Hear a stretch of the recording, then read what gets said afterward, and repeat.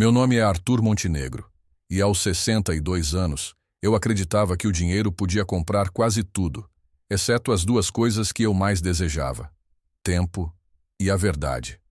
O tempo eu perdi há 25 anos, no dia em que minha filha de 7 anos, Sofia, desapareceu de um parque ensolarado. A verdade, eu estava prestes a comprá-la, custasse o que custasse.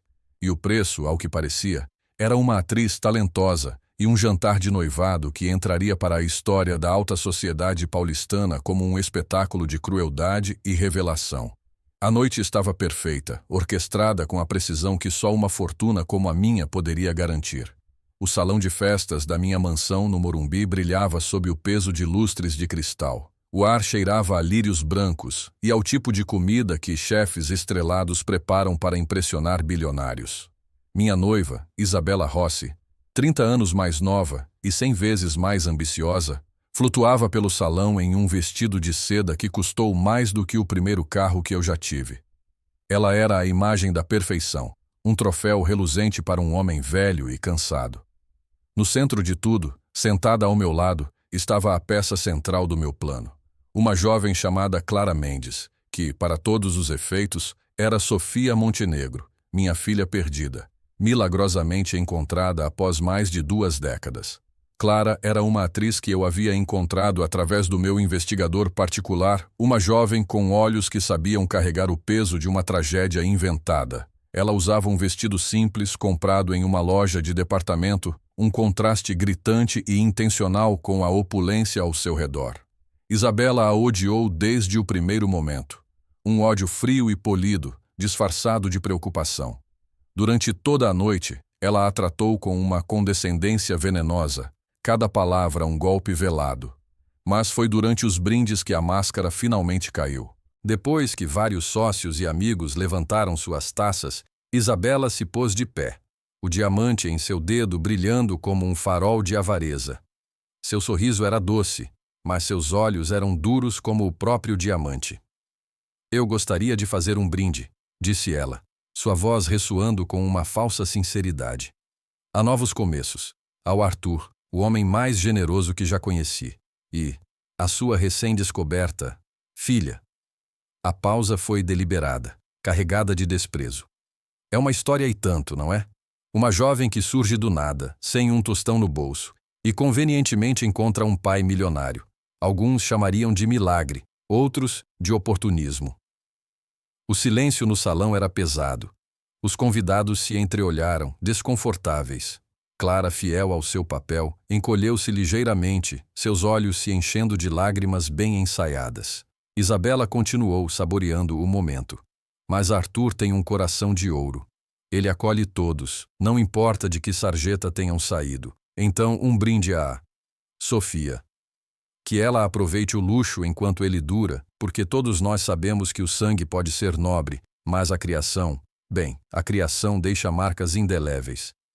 Ela ergueu a taça. Ninguém a acompanhou. O insulto ficou pairando no ar, brutal e inegável.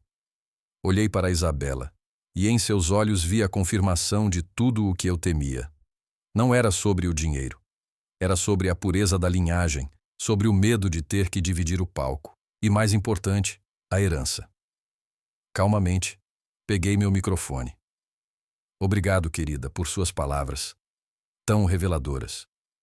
Meu tom era gélido. Isabela piscou, sentindo a mudança na atmosfera.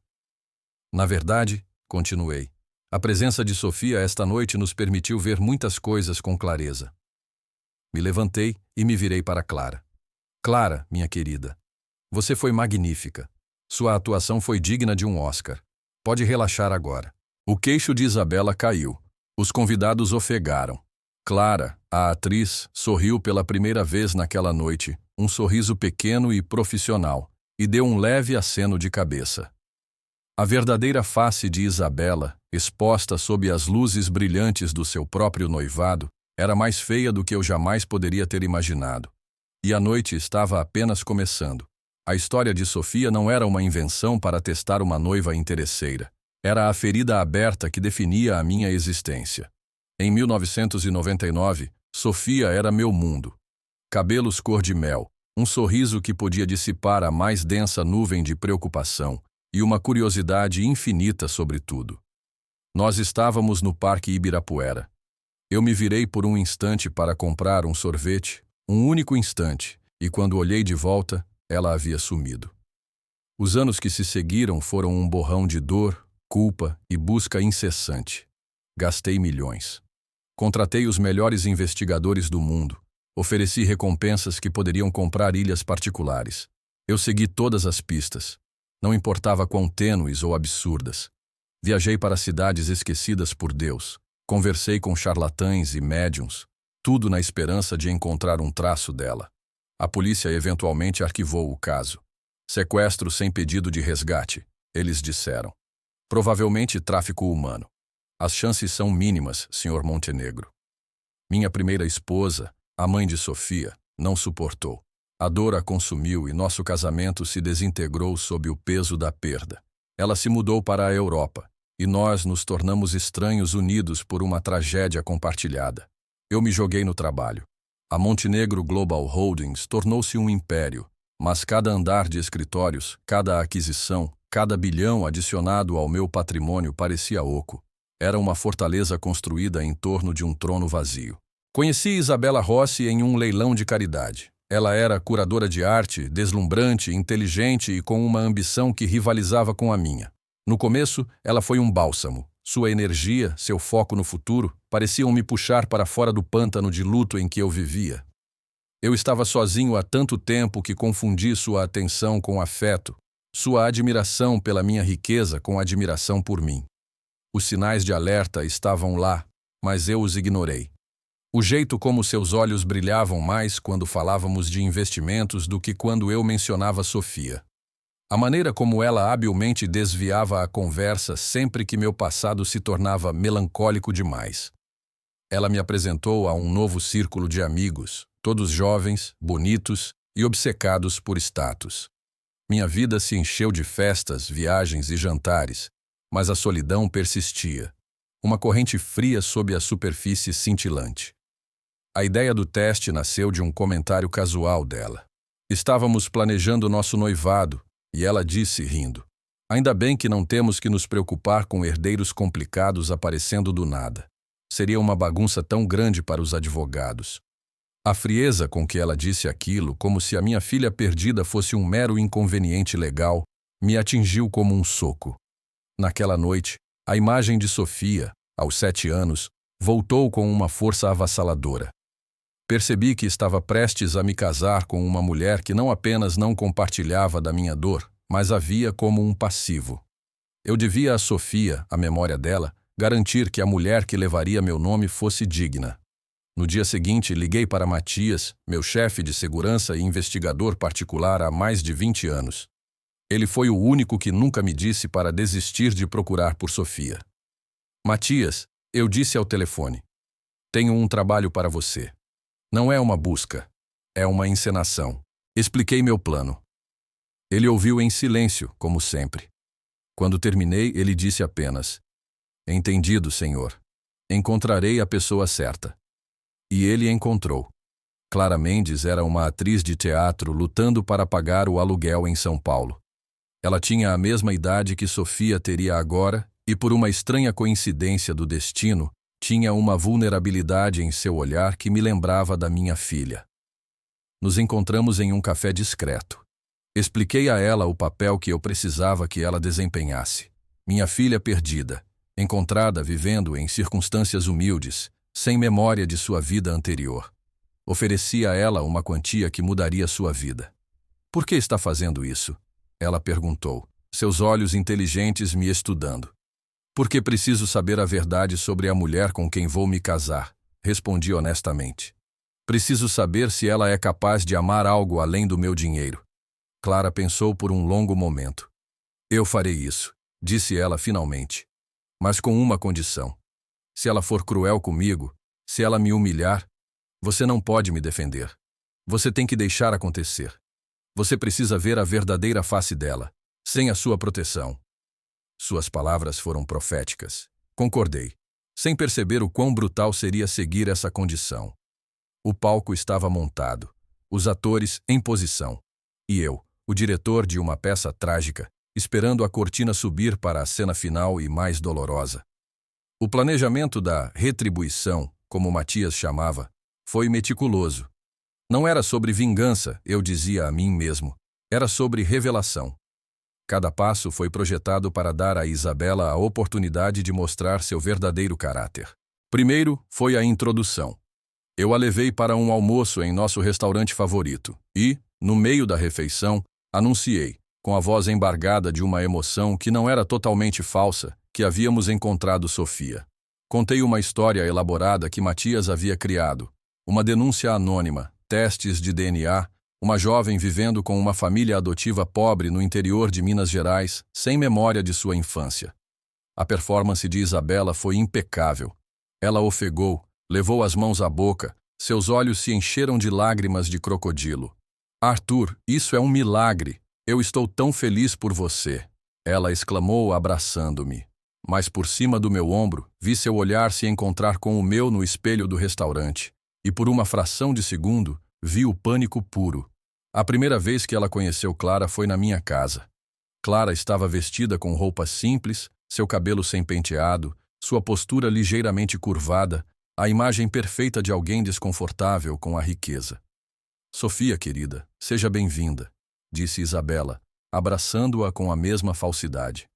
Sua casa agora. Mas enquanto a abraçava, ela sussurrou algo no ouvido de Clara, baixo demais para eu ouvir. Mais tarde, Clara me contou o que ela disse. Aproveite enquanto dura, castelos de areia desmoronam. A tensão começou a escalar nos dias seguintes. Isabela iniciou uma campanha sutil de sabotagem. Ela acidentalmente derramava vinho no vestido simples de Clara durante o jantar. Ela fazia comentários depreciativos disfarçados de conselhos. Querida, em São Paulo, nós não usamos esse tipo de sapato. Deixe-me comprar alguns para você. Ela contava histórias sobre suas amigas cujos pais idosos foram enganados por golpistas charmosos. Enquanto isso, eu interpretava o papel do pai radiante e um pouco ingênuo. Levei Clara às compras, não em boutiques de grife, mas em lojas normais, para manter a autenticidade. Eu a observava interagir com os funcionários da casa, sempre educada e gentil. Em segredo, Matias havia instalado câmeras e microfones em toda a mansão. Cada comentário venenoso de Isabela, cada tentativa de intimidação era gravado. Em uma noite, eu as ouvi conversando na biblioteca. Isabela estava tentando extrair informações de Clara, procurando por inconsistências em sua história. Deve ser tão estranho para você tudo isso, disse Isabela gesticulando para a sala. Crescer sem nada e, de repente, ter tudo. Você deve se sentir como se tivesse ganhado na loteria. Eu só estou feliz por ter encontrado meu pai, respondeu Clara, com uma simplicidade que desarmaria qualquer um, exceto um predador. Claro, claro. O papai, disse Isabela, com um tom cortante. Ele é muito generoso, mas também é muito protetor com o que é dele. Você vai aprender isso. Ameaças veladas, testes constantes, uma guerra psicológica travada sob o teto da minha própria casa. Eu assistia a tudo, meu coração se transformando em uma pedra de gelo. A mulher que eu pensei que amava estava revelando ser uma sociopata calculista. A dor pela minha verdadeira Sofia se misturava com a repulsa por Isabela. O clímax foi planejado para a festa de noivado. Convidamos a elite de São Paulo, meus sócios, banqueiros, políticos e a imprensa social. Eu queria testemunhas. Eu queria que a queda de Isabela fosse tão pública quanto a sua ascensão. Na manhã da festa, Isabela me encurralou em meu escritório. Arthur, precisamos conversar sobre Sofia, disse ela, sua voz soando falsamente preocupada. Eu não quero parecer insensível, mas você fez uma verificação completa dos antecedentes dela? E sobre o futuro? Ela vai morar aqui? Temos que pensar no nosso casamento, na nossa privacidade. Ela é minha filha, Isabela, eu disse, mantendo meu rosto impassível. Ela faz parte da minha vida agora. Claro, mas e a herança? Ela deixou escapar e então tentou corrigir. Digo, o planejamento patrimonial. Precisamos ser práticos. Não se preocupe com isso, querida, eu disse, sorrindo por dentro. Tudo já foi cuidado. Eu não estava mentindo. Matias havia passado as últimas semanas não apenas monitorando Isabela, mas investigando-a. Ele descobriu que ela tinha dívidas substanciais de seu estilo de vida luxuoso antes de me conhecer. Ele descobriu que ela havia mentido sobre suas qualificações como curadora de arte.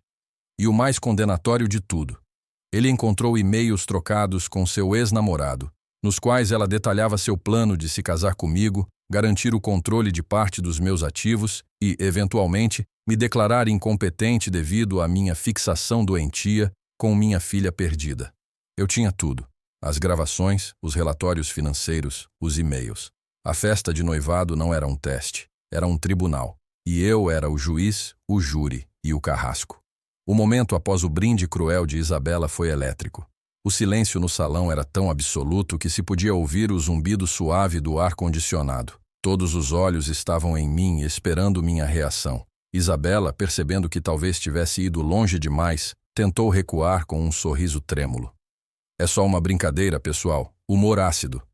Não, Isabela, não foi uma brincadeira, eu disse, minha voz calma, mas carregando um peso que silenciou a sala instantaneamente. Foi a verdade, a sua verdade. Me virei para a multidão. Amigos, sócios, obrigado por virem esta noite. Eu os convidei aqui para celebrar um noivado, mas em vez disso, vocês testemunharão uma conclusão.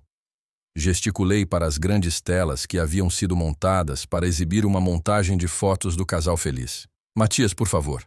As telas ganharam vida, mas não com fotos nossas. A primeira imagem que apareceu foi um extrato bancário detalhando as dívidas de Isabela. Murmúrios percorreram a multidão. Em seguida, as gravações de áudio começaram a tocar. A voz de Isabela, clara e nítida, ecoou pelo salão. De que sarjeta tenham saído. Aproveite o luxo enquanto ele dura. Ele é muito protetor com o que é dele. Você vai aprender isso. O rosto de Isabela ficou branco como um fantasma. Ela olhou para mim, seus olhos cheios de uma mistura de fúria e pânico. Arthur, o que você está fazendo? Ela sibilou. Estou mostrando a todos quem você realmente é, respondi friamente. As telas mudaram para exibir os e-mails que ela trocou com seu ex-namorado. Frases destacadas em vermelho para que todos pudessem ler. Ele ainda está preso no passado com aquela filha. É patético, mas a fortuna dele vai me compensar. Assim que nos casarmos, vou convencer os advogados de que ele não está bem. A idade e a dor o deixaram senil. Ele acredita em tudo o que eu digo. É como tirar doce de uma criança velha e triste. Um grito coletivo de choque varreu a sala. Vários convidados se levantaram, olhando para Isabela com nojo. Ela estava paralisada, sua boca aberta em um "oh" silencioso de horror. E finalmente, eu disse, minha voz cortando o caos. Gostaria de esclarecer uma coisa. Esta jovem, gesticulei para Clara, não é minha filha. Clara se levantou, a tristeza em seu rosto substituída por uma dignidade calma. Meu nome é Clara Mendes. Sou uma atriz. E fui contratada pelo Sr. Montenegro para um papel. O papel de uma filha perdida, para ver como a noiva dele reagiria à ideia de ter que compartilhar a fortuna. Aparentemente, ela não reagiu bem. Isabela finalmente encontrou sua voz. Você me armou, ela gritou, sua compostura se despedaçando. Você é um monstro. Não, Isabela, eu sou um pai que honra a memória de sua filha, eu disse.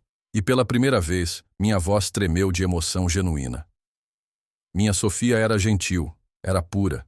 Ela nunca teria maldade em seu coração. E eu jamais permitiria que uma mulher como você, uma predadora mentirosa e sem coração, sujasse o nome da minha família.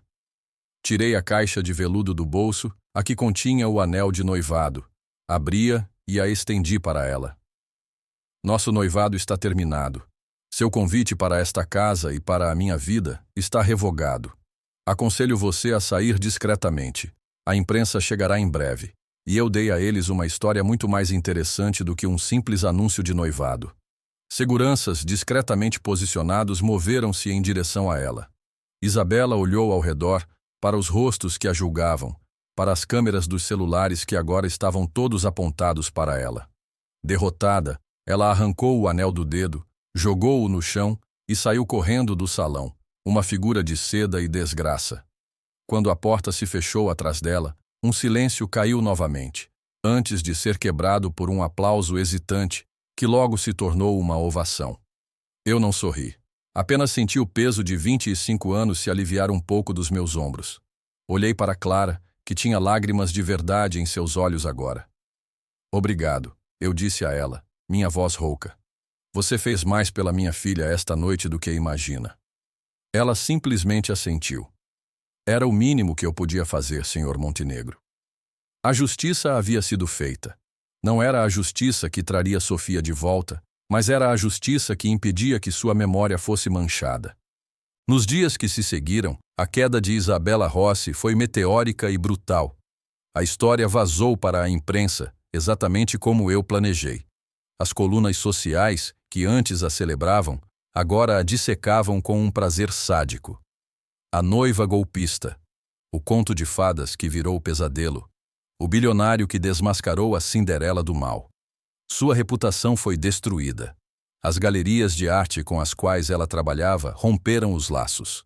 Seus amigos da alta sociedade pararam de atender suas ligações. Ela se tornou uma pária. Eu não senti alegria com sua desgraça, apenas um vazio, uma sensação de dever cumprido. O capítulo Isabela estava encerrado. Paguei a Clara o triplo do que havíamos combinado. Ela tentou recusar, mas insisti. Você não apenas atuou em um papel, eu disse a ela. Você me ajudou a encontrar uma parte de mim mesmo que eu pensei ter perdido. A capacidade de lutar pela memória da minha filha. A vida, no entanto, tinha mais uma surpresa. Cerca de um mês depois do fatídico jantar, Matias entrou em meu escritório, seu rosto geralmente impassível, traindo uma excitação contida. Senhor, encontramos algo. Durante a investigação sobre a Isabela, cruzamos alguns dados antigos do caso de Sofia. Uma das denúncias da época, descartada como trote, mencionava um casal que foi visto com uma menina parecida com Sofia perto da fronteira com a Argentina. Meu coração parou. Matias, já seguimos centenas de pistas como essa. Eu sei, senhor, mas desta vez é diferente. O nome do homem na denúncia era o mesmo nome de um tio distante de Isabela. Um tio que ela sempre disse que estava morto. A conexão era tênue, quase inexistente, mas era algo.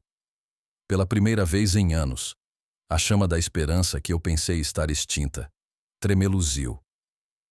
Investigue, eu disse, minha voz mal passando de um sussurro. Use todos os recursos. Matias e sua equipe trabalharam dia e noite. Eles descobriram que o tio de Isabela não estava morto. Ele havia se mudado para uma pequena comunidade isolada na Patagônia, vivendo sob um nome falso. E ele tinha uma filha adotiva, agora uma mulher de 30 e poucos anos que havia chego à comunidade com ele quando era criança. Não me atrevi a ter esperanças. A decepção já havia me quebrado muitas vezes. Mas viajei para lá, para aquela cidade varrida pelo vento no fim do mundo. Matias organizou um encontro, sob o pretexto de eu ser um investidor interessado em terras. E então, eu a vi. Ela entrou no pequeno café. Seus cabelos eram mais escuros, mas seus olhos eram os mesmos. Os olhos de Sofia. Ela se apresentou como Luna. Ela não tinha memória de mim, de sua vida antes da Patagônia. O casal que a criou, o tio de Isabela e sua esposa, havia morrido anos antes, levando o segredo com eles. Eles nunca pediram resgate porque, ao que parece, o motivo não era dinheiro. A esposa era estéril e obcecada pela ideia de ter uma filha. O sequestro foi um ato desesperado de uma mente doentia. Eu não a confrontei com a verdade ali mesmo. Apenas conversei com ela, aprendendo sobre sua vida, sobre seu amor por aquele lugar selvagem. Era uma vida simples, mas era a vida dela. Ao longo dos meses seguintes, voltei várias vezes. Lentamente, gentilmente, com a ajuda de terapeutas, comecei a compartilhar a história, a mostrar-lhe fotos, a reintroduzir a memória de Sofia. Foi um processo doloroso e delicado. Hoje, ela ainda é Luna. Ela não recuperou suas memórias de infância, mas ela sabe quem é Sofia Montenegro. Nós não temos uma relação de pai e filha no sentido tradicional, mas estamos construindo algo novo, uma amizade baseada em uma verdade redescoberta. Decidi transformar minha dor em propósito.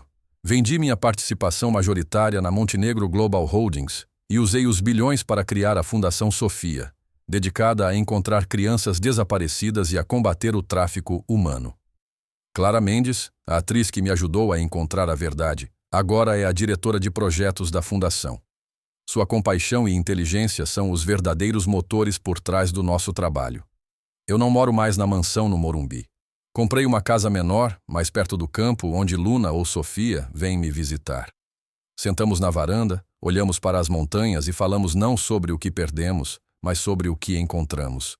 O dinheiro não me trouxe a filha que perdi, mas me deu os meios para encontrar a mulher que ela se tornou. E no processo, me ensinou que a verdadeira riqueza não está em impérios de concreto, mas na frágil e resiliente conexão de uma alma humana com outra.